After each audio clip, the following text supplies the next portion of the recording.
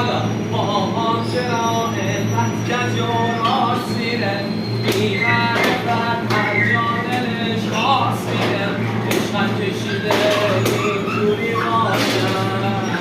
خوبه که آدم عشقی باشه داشتم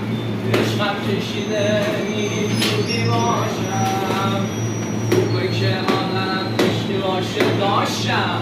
یکی این چرخ فلک بی‌مراقبت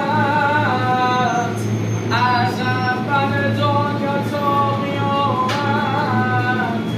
هر قصه نخونده بحث رسان